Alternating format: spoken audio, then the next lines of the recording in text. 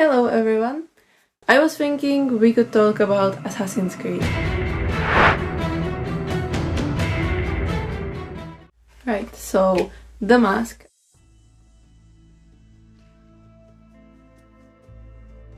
First of all, there's not many pictures of it because at the time I wasn't really recording it, it felt pointless. And there's also not that much to explain because it's a mask. It's made out of two pieces, which is the main problem. You can see right here on the nose where it's connected, and that was probably the biggest thing because we printed it at two parts, then we glued it together and it held out pretty well. It got the primer, the first layer of white, and this was still visible, so I added some what is it called? I always forget what it's called. It's magic dust. God. Magic dust, and you just put some of the magic dust there, then it's more glue and it just dries into this weird consistency that you can send out really well. So I did that, but it was still one of the first things I've done, and I was so scared it would just fall apart if I sent it too hard, or that I would scratch it. How do you even scratch plastic? But I was still so scared. So this is what it turned out, and for the photos, honestly, it's pretty good.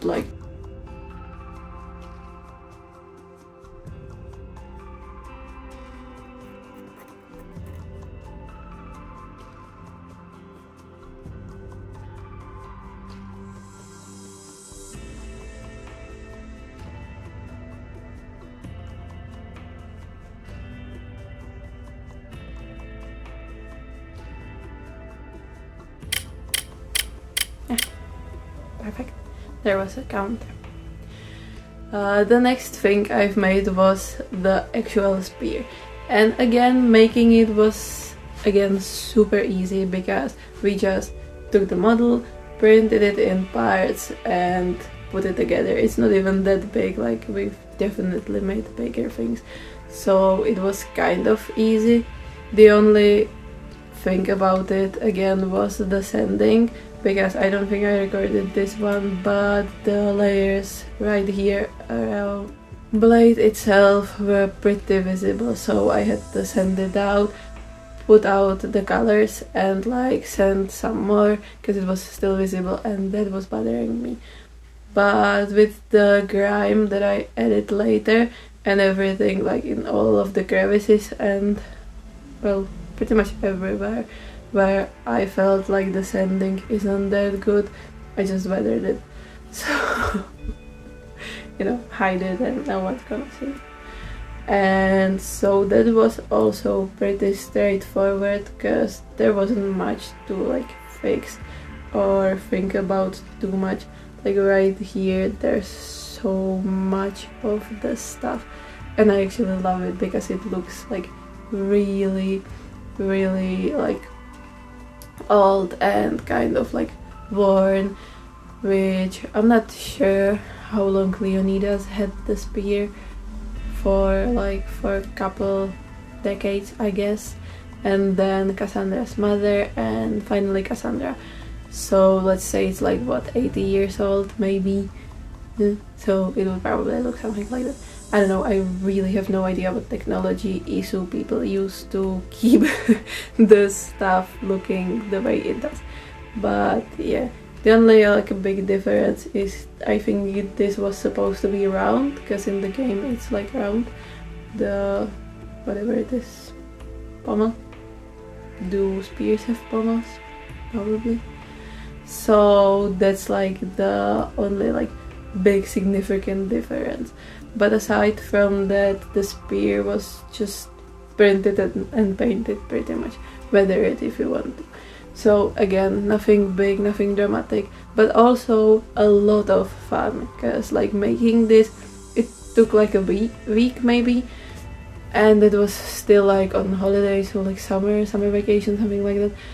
And the most time that it took was to print it and then wait for the sprays to just dry. So if you want some project, this is definitely recommended because it's easy.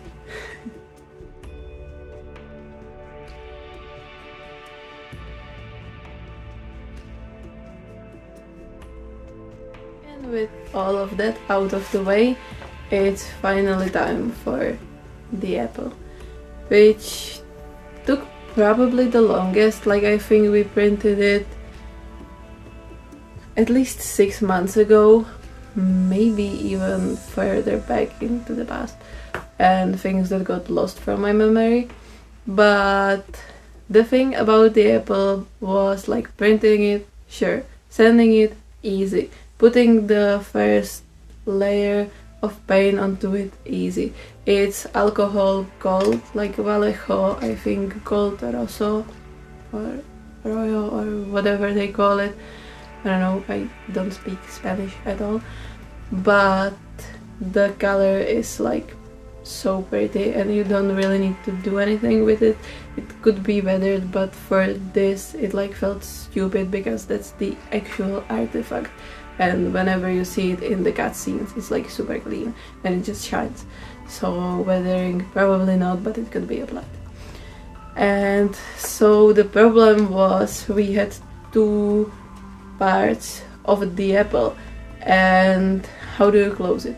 The first thing we tried, and there is like a hole still in it, was putting it on hinges, which sounds great, it works great, but the thing was there would need to be like a little lock or something to hold it in place so that we could actually open it and close it when we want to, not when the gravity wants to.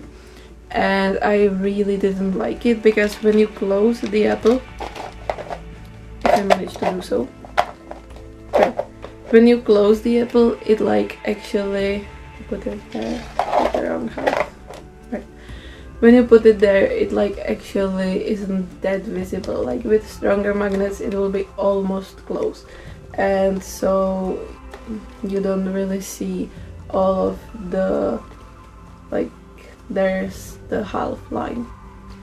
It's going to be like pretty subtle, I guess that's the right word. So, you know, that was the big problem, and what we finally figured out was take the model magnets, or like the mini magnets, I don't really know what the size is, I can try to find it, but we took those, and the huge advantage of it is the thingies on the screwdriver. I have no idea what it's called in English. You can put it in the comments or something, I guess. As it fits, or like it corresponds to the size of the magnets, so the actual hole is just as big as the magnet. And so you drill a hole through it, you put some... God, the words are super hard today. Might be the fact I'm sick. Super glue. That's the right word. So you put super glue there and then the magnets, or you can put the magnets there and then like super glue on top. It's gonna like flow down anyways, and if you feel like the magnets aren't really holding it in place, I have it somewhere on the video, you just take the next couple of magnets and like put it through the plastic, so there's one magnet in the hole, and right here on the shell there's another that's holding the one you actually want there to stay, so it just doesn't go anywhere.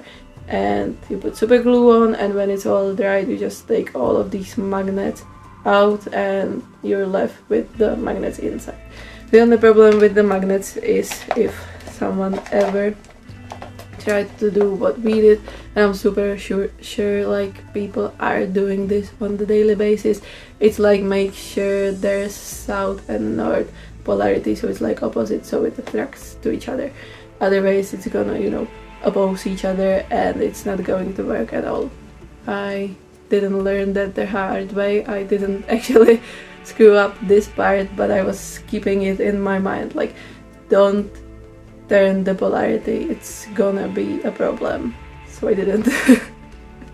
And then when this was done, it was just, well, I'm saying just because I wasn't doing that part, but it was just putting the electronics together, and that was on to Mark. So he took, there's like ESP, I think, yeah, there's a little ESP chip in it, there's a battery holder and some step down converter so we don't fry the ESP while we are powering the LED strip. And one day when we get to it, there will probably be a gyroscope, so that every time we tilt the apple it like makes a different sound and it shines brighter a bit. So that's kind of what is in the games, like when you take the apple into your hands and you like kind of tilt it, then it like reacts to. That's probably the only way I can explain it right now in but hopefully it makes sense. It's like there's a gyroscope and it does what you want it to do, so you know, tilt it one way, the other way, and it reacts to you. It looks like magic, but it's just electronics basically. So that's the Apple of Eden. Like I said like a million times, I'm super happy to finally have it, and like just the fact that we have it and it actually works, and like we took like the natural filament and it's kind of see-through. It makes the perfect base for the apple, I think, because it shines through, like the colors shine through very well, and it also looks like in the games, because it was something like color similar to this, like semi-transparent, something futuristic, something people in the old age like Ezio wouldn't probably be able to replicate, and you know, we just put it on a 3D printer now and made it. So the inception. I also think Abstergo should definitely employ us. If you like if you want the artifact, we can deliver. Like they're probably not going to work so well and they aren't going to help you conquer the world, but there was a lot of problems at your company with people not delivering these. So if you happen to work for Abstergo and you like want your bosses not to kill you and give you some time to like run away from them, we can deliver. And I'm also going to take your place after it. I want to work at Abstergo. Definitely. Please hire me. No kidding. But yeah, I would probably side with Abstergo. I'm sorry. I love the assassins very much and I care about them when I play. But let's be real, like, you know, Abstergo really heavily relies on the people's nature, and it is in the people nature, at least it seems like to me, to go for the money and fame.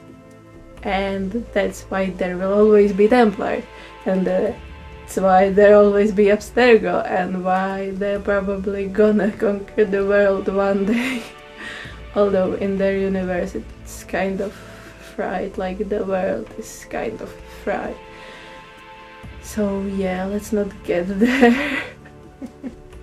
Not sure if recycling helps, but it probably does, so do your thing. Or like your something. English is really hard today. Anyway, thank you for getting all the way through here. I have, like at this point, I have no idea how long the video will be.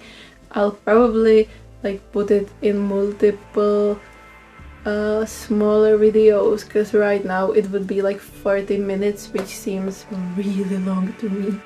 Like, I don't know, but we'll see. Anyway, thank you so much. Have an awesome day.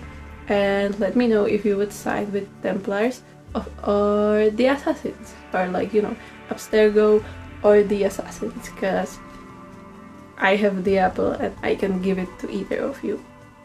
I'm not going to give you this actual apple, but you know.